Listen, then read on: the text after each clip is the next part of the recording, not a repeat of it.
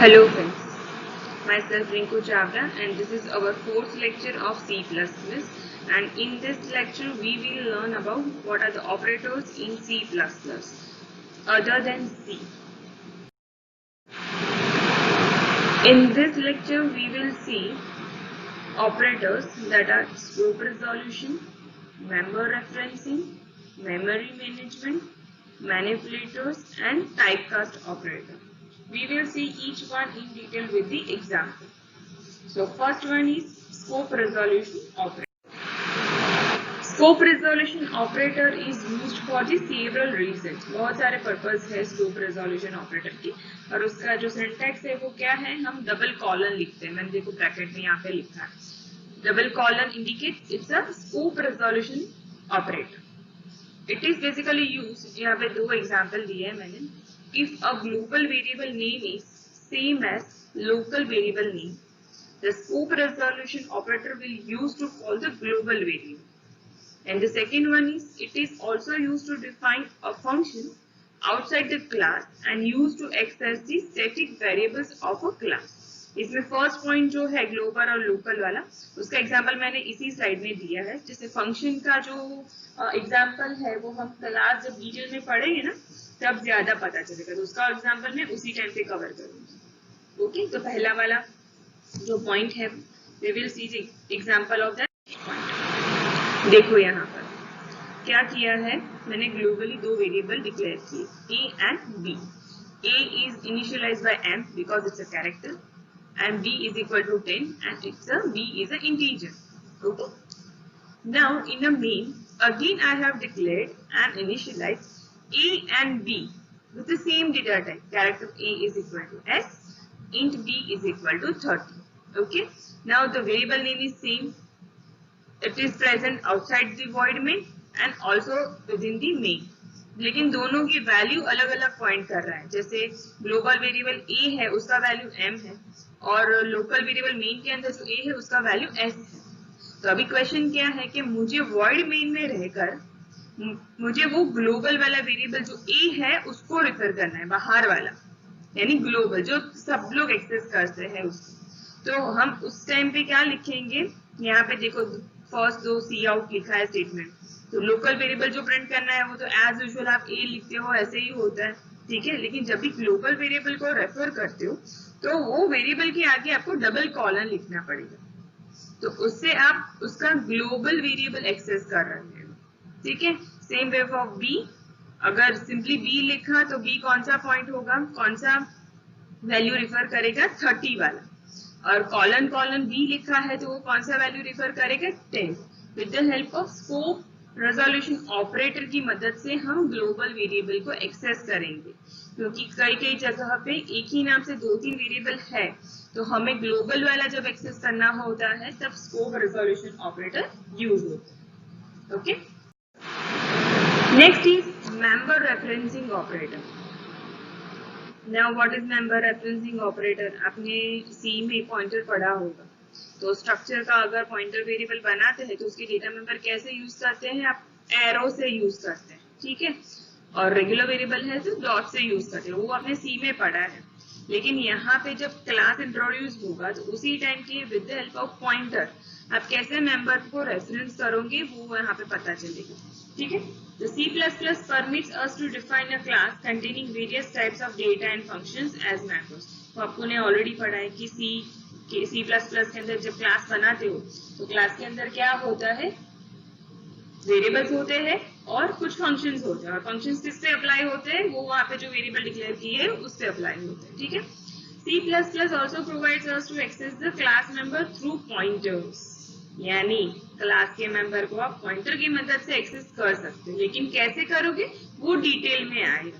ठीक है, in order to achieve this C++ provides a set of 3 pointer to member operators. Member referencing operator जो है वो pointer to member operator भी जाना जाता है. ठीक है, तो कौन कौन से है वो देख लेते हैं. तो colon colon star, that is the first one, to declare a pointer to a member of a class. अभी मेंबर का कोई पॉइंटर बना, क्लास में देखो इंट a लिखा है और उसका पॉइंटर वेरिएबल बनाना है, तो ये स्कोप रेजोल्यूशन से स्टार की मदद से होगा. ठीक है. Second one is star, to access a member using object name and a point to that member. ठीक है, ऑब्जेक्ट नेम से एक्सेस करना है और उसकी वैल्यू एक्सेस करनी है तो स्टार यूज होता है. ठीक है. And arrow star, to access a member using a pointer to the object and a pointer to that member. ठीक है. तो ये तीन ऑपरेटर्स जो है ना, वो अभी आपको पता नहीं चलेंगे, लेकिन आप जान लो कि तीन है, colon colon, star star arrow star. तो उसका जो एक्चुअल यूज जो है ना, तो जब हम क्लासेस का कंसेप्ट पॉइंटर के साथ पढ़ेंगे तब उसको आपको ज्यादा पता चलेगा. लेकिन इतना अभी याद रखना है कि इन C+ we are having a member referencing operators which are not present in C. Okay, and they are colon colon star star and arrow star. Next is memory management operators. Memory management means आपको compile time या run time पे आपको memory assign करनी है किसी variable को with a particular size, तो आप कर सकते हैं. जैसे सी में मैलॉक कैलॉक फंक्शंस थे जो डायनामिकली मेमोरी उसको असाइन करती थी. ठीक है. Similarly it uses a free function to deallocate all the allocated memory dynamically. Okay, तो सी के अंदर ये सब पॉसिबल है. मैलॉक कैलॉक फ्री जो सी में था वो C++ में अवेलेबल है. प्लस C++ के अंदर मेमोरी मैनेजमेंट को लेके दो और नए ऑपरेटर्स हैं, that is new and delete. What is this? New and delete. With the help of new and delete, you can create object of class, integer, character, structure at runtime with the help of new and delete. New and delete are keywords. Okay. Since these operators manipulate memory on the free store, they are also known as free store operator also. अभी उसका example देख लेते हैं new and delete का कि कैसे होता है. प्राइमरी डेटा टाइप से देखेंगे, अभी क्लास नहीं देखेंगे. The new operator can be used to create objects. ठीक है. तो देखो यहाँ पर एग्जाम्पल देखो, p is equal to new int. Normally हम कैसे लिखते थे सी में, इंट स्टार p, लेकिन वो पॉइंट करता था. लेकिन यहाँ पे क्या है, p जो है वो इंट टाइप का बनेगा और न्यू ऑपरेटर की हेल्प से. जैसे मैंने क्यू बनाया न्यू फ्लोट, तो क्यू कैसा हुआ, it's a pointer which is of a type float. Okay, तो उसका बेसिक डेटा टाइप क्या है, सिंटैक्स क्या है, pointer variable is equal to new data type and value. ठीक है. अब उसका एग्जाम्पल देखो यहाँ पर कि कैसे डिक्लेयर के टाइम पे हम लिखते हैं कि int star p is equal to new int, float star q is equal to new float. Basically हम कैसे लिखते थे, int star p float star p लिखा, यानी बात खत्म, काम हो गया. लेकिन with the help of new operator what is the difference, वो कंपाइल टाइम के स्लॉट असाइन होते हैं. यहाँ पे न्यू लिखा है यानी मेमोरी कब असाइन होगी, रन टाइम पे डायनामिकली असाइन होगी. इंट है तो इंट की साइज से असाइन होगा, फ्लोट है तो फ्लोट की साइज से असाइन होगा. Same way you can assign a value to that particular variables which are created with the help of new operator. So star p is equal to 25, star q is equal to 7.5. Means 25 जो है p को assign होता है, 7.5 है q को assign होता है. ठीक है. सो ये क्या बात हुई कि हम न्यू ऑपरेटर से रन टाइम पे नए ऑब्जेक्ट्स क्रिएट कर सकते हैं, प्राइमरी डेटा टाइप के भी, यूजर डिफाइंड डेटा टाइप के भी एंड डिराइव्ड डेटा टाइप, कोई भी डेटा टाइप को हम न्यू ऑपरेटर से बना सकते हैं.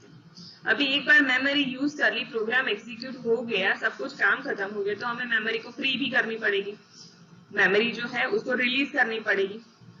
ठीक है. तो उसके लिए हमारे पास है delete keyword, delete operator. When a data object is no longer needed, अभी जरूरत नहीं है, तो वो मेमोरी को फ्री कर दो. It is destroyed to release the memory space for reuse using delete operator. तो देखो सिंटैक्स में क्या है, डिलीट कीवर्ड है और पॉइंटर वेरिएबल का नाम है वो. एग्जांपल में क्या लिखा, डिलीट p डिलीट q, यानी p और q जो मैंने ऑक्यूपाई किया था रन टाइम पे और उसकी वैल्यू 25 और 7.5 दी थी, वो यहाँ पे फ्री हो जाएगी. ठीक है. और कोई यूज कर सकता है वो स्पेस को. ठीक है. So there are few advantages of a new operator over the function malloc. वो क्या है वो देखते हैं. It automatically computes the size of state object. We need not use the operator size of. जैसे malloc फंक्शन में हमें size of लिखना पड़ता था डेटा टाइप का कि ये डेटा टाइप का साइज ये है, उसके हिसाब से आप उसको मेमोरी असाइन करो. न्यू ऑपरेटर में आपको साइज देने की जरूरत नहीं है. It automatically returns the correct pointer type so that there is no need to typecast. malloc बनाते थे तब आगे लिखते भी थे हम what is the data type of that variable which you want to create. आपको जो बनाना है, जो क्रिएट कर रहे हो उसका कौन सा टाइप है वो आपको टाइपकास्ट से बताना पड़ रहा था, लेकिन यहाँ पर न्यू ऑपरेटर से ये ऑटोमेटिकली बना लेता है. It is possible to initialize object by creating the memory space. अगर आप डिक्लेयर कर रहे हो, ठीक है, तो उसको इनिशियलाइज भी कर सकते हो ऑब्जेक्ट को डिक्लेरेशन के टाइम पे. Like any other operator, new and delete can be overloaded. वो अब हम overloading polymorphism जब देखेंगे ना तब ज्यादा पता चलेगा कि new और delete का अलग मीनिंग से आप इम्प्लीमेंटेशन करना चाहते हो तो वो कर सकते हो. ठीक है, तो this is all about memory management operators जो C में अवेलेबल है. That is malloc calloc free. वो तो C++ में है ही, तो उसके साथ new and delete. These two are the new operator with respect to the memory management. Okay?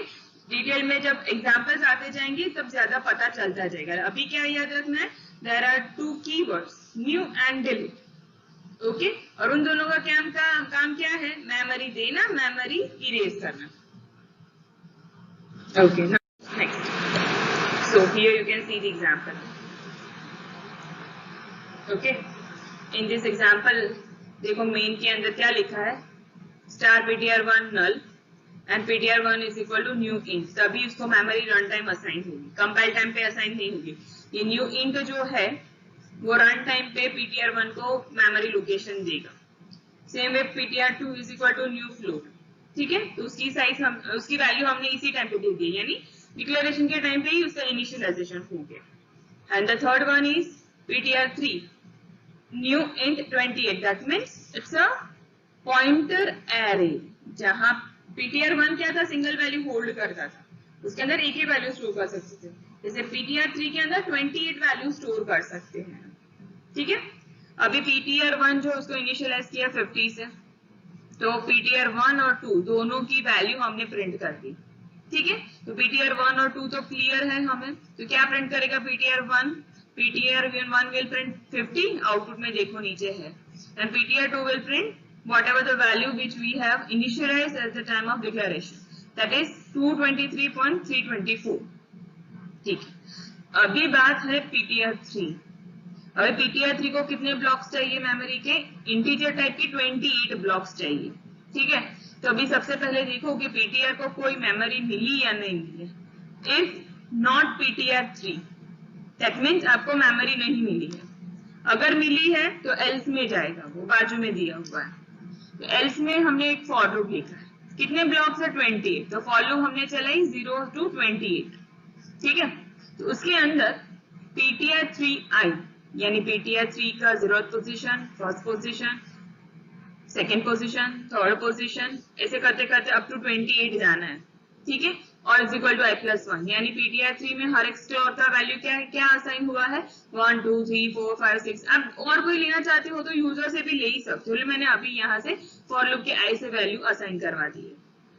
ठीक है, तो वैल्यू हम ptr3 में लिखवा दी, 28 स्लॉट में जो 28 वैल्यूज लिखवानी थी वो लिखवा दी हमने.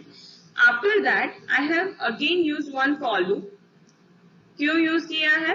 ptr3 के हर एक स्लॉट का वैल्यू प्रिंट करने के लिए. तो ptr3i, तो 0th पोजीशन पे 0 है, 0th पोजीशन पे 1 है, 1 पोजीशन पे 2 है. वैसे पूरा वैल्यूज का लिस्ट जो है वो यहाँ पे देखो आउटपुट में बॉटम में दिखा है, पूरा 1 to 28 प्रिंट किया. ठीक है, तो पहली फॉर लूप से क्या होगा, हर एक स्लॉट को वैल्यू असाइन होगी, और दूसरी फॉर लूप से हर एक स्लॉट पे जो वैल्यू है वो यहाँ पे प्रिंट होगी. तो अभी ptr1 2 3 सबका काम हो गया बराबर. नाउ अभी इन तीनों को मुझे फ्री करना है, यानी मेमोरी जो मैंने ऑक्यूपाई की है उसको रिलीज करनी है. तो इसके लिए क्या लिखेंगे? Delete ptr1 delete ptr2. क्योंकि वो सिंपल वेरिएबल्स हैं, एरे या कलेक्शन ऑफ वैल्यूज नहीं है। लेकिन ptr3 जो है वो एक ब्लॉक नहीं है, उसको इंटीजर टाइप के कितने ब्लॉक्स है उसके पास, 28 ब्लॉक्स है। ठीक है, तो उसको अगर री करना है तो डिलीट के पीछे आपको लिखना पड़ेगा empty square bracket to indicate that ptr not a single variable, it is a collection of values। तो वो सभी स्लॉट को डिलीट करेगा। ठीक है, तो ये पूरा जो प्रोग्राम है ये प्रोग्राम को टर्बो सी प्लस प्लस में टर्बो सी के अंदर विद एक्सटेंशन .cpp, जब भी सी प्लस प्लस का प्रोग्राम लिखो आपको उसका एक्सटेंशन क्या देना है, फाइल नेम जो देंगे उसको एक्सटेंशन कौन सा देना है, cpp। ठीक है, ये पूरा प्रोग्राम लिख के एक बार एग्जीक्यूट करके देख लेना कि सही है या नहीं। आपके हिसाब से कोई डाउट है तो आप पूछ भी सकते हो मुझे। ठीक है, next is manipulators. Manipulators are operators that are used to format the data display. आप जो भी डेटा स्क्रीन पे डिस्प्ले करते हो उसका फॉर्मेटिंग करना है ना, तो आपके पास बहुत सारे मैनिपुलेटर्स हैं in the form of operators। ठीक है, basically we will use two manipulators, that is ENDL and SETW। ENDL manipulator is basically used in an output statement which causes a line feed to the inserted। That means आप C में /n लिखते थे, पता होगा सब लोगों को। /n का मतलब क्या है, new line. The same way and line, current line को एंड करके आपका कर्सर कंसोल पे नेक्स्ट लाइन के स्टार्टिंग पॉइंट पे आ जाएगा, वो ENDL का एग्जांपल है। ठीक है, अनदर वन इज SETW। अगर आप बहुत सारी वैल्यूज एक साथ प्रिंट कर रहे हो तो उसको जस्टिफाई करना है, राइट जस्टिफाई, जो आप वर्ड में टेबल में करते हो कि राइट जस्टिफाई करोगे तो सभी के एंड से इक्वल दिखेगा। ठीक है, अकॉर्डिंग टू द साइज। तो उसका एग्जांपल देखते हैं SETW का, तो ज्यादा पता चलेगा आप लोग। देखो यहाँ पर मैंने 3 वेरिएबल डिक्लेयर किए, A, B, C। ठीक है, 10, B का 1000 और C का 100। ठीक है, तो सबका लेबल ABC आउट में लिखा मैंने। ठीक है, फॉलोड बाय क्या लिखा, SETW 5, यानी A को प्रिंट करने के लिए 5 स्पेसेस में वैल्यूज 5 लोकेशंस में 10 को प्लेस करना है, 10 को राइट जस्टिफाई करना, यानी कॉलम बिट्स दे रहे हो SETW से, और कॉलम बिट्स के साथ साथ आप वो डेटा राइट जस्टिफाइड में प्रिंट होगा वो भी आ रहा है उसके अंदर। तो देखो 10, 1000 और 100 सबके लास्ट 0 एक ही लाइन में है, तो अब इजीली आउटपुट से पता चल जाएगा कि ये क्या करना चाहता है SETW। ठीक है, तो ये पूरा एग्जाम्पल जो है वो टर्बो सी में लिख के, हाँ इंपॉर्टेंट थिंग इज जब भी मैनिपुलेटर्स लिखते हो तो उसका आपको एक लाइब्रेरी इंक्लूड करना पड़ता है, दैट इज IO मैनिप। ठीक है, मैनिपुलेटर के लिए आपको कौन सी लाइब्रेरी एक्सेस करनी है, IO मैनिप, जिसके थ्रू आप SETW एक्सेस कर सकते हो। ऐसे बहुत सारे हैं लेकिन this is a very basic one which we can use. ठीक है, और SETW ऐसा नहीं है कि इंटीजर को ही अप्लाई हो सकता है, this can be apply to character also. ठीक है, कैरेक्टर, फ्लोट, डबल, एस। Next is typecast operator. Typecast operator is basically used when we are performing some operation on different data type values and you can store into the another variable and that is of a different type। ठीक है, इसका सबसे simple example है divide operation. जब भी दो integer का division perform करते हो तो मे बी उसका आंसर फ्लोट में आ सकता है, तो उसका स्टोरेज वाला वेरिएबल तो फ्लोट ही होगा। ठीक है, तो उस टाइम पे आपको बोलना पड़ेगा कि कैसे आप करोगे उसको टाइपकास्ट। की फ्लोट है तो अगर टाइपकास्ट नहीं करते हो तो जो भी डेसिमल पॉइंट के बाद जो भी नंबर्स होंगे वो उसको डिस्कार्ड करेगा और ओनली इंटीजर पार्ट ही वो उसमें स्टोर करेगा वेरिएबल में। तो C++ permits explicit type conversion of variables or expressions using the typecast operator। देखो यहाँ पर सिंटैक्स दिया है, अभी C का जो नोटेशन है उसमें पहले हम ब्रैकेट में टाइप लिखते हैं, उसके बाद एक्सप्रेशन देते हैं, लेकिन C++ के अंदर नोटेशन जो है उसमें टाइप नेम है वो ऐसे ही लिखना है, लेकिन जो एक्सप्रेशन है वो राउंड ब्रैकेट्स में कवर करना है।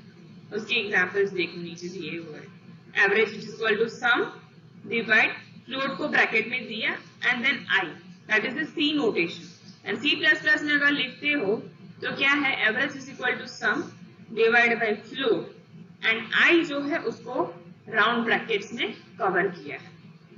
ठीक है, सो here you can see the example of this typecast operator. Here see, I have declared two variable of type integer. A is equal to 10, B is equal to 7, and float answer is equal to A divided by B.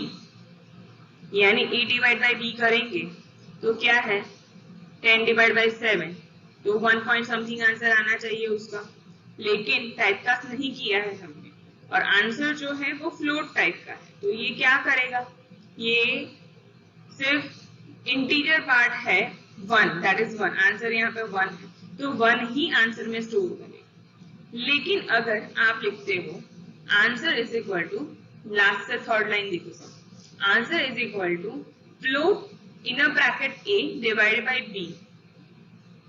ठीक है, तो क्या होगा कि जो भी division के बाद आंसर होगा with the fraction part, that is 1.42, तो 0.42 जो है वो भी आंसर वेरिएबल में स्टोर होगा। कैसे होगा, क्यों होगा, क्योंकि हमने टाइपकास्ट किया है फ्लोट से, क्योंकि मेरा जनरेटेड आंसर जो है वो फ्लोट होगा और जिसमें स्टोर कर रहे हैं वो भी फ्लोट है, तो वो डेटा लॉस नहीं होना चाहिए। पहला जो हमने किया A divide by D without using typecast, what is the problem, यहाँ पे डेटा लॉस हो रहा है, सिर्फ 1 ही मिल रहा है, 0.42 नहीं मिल रहा है। लेकिन टाइपकास्ट ऑपरेटर की हेल्प से you can have the whole value. ठीक है, तो ये एग्जांपल पूरा आप अपना टर्बो में लिख के कंपाइल रन करोगे तो आपको ज्यादा पता चलेगा। So if you have any questions, we will discuss all that questions in our online lecture, which we will organize on every Wednesday on using the Google Meet. Okay. So while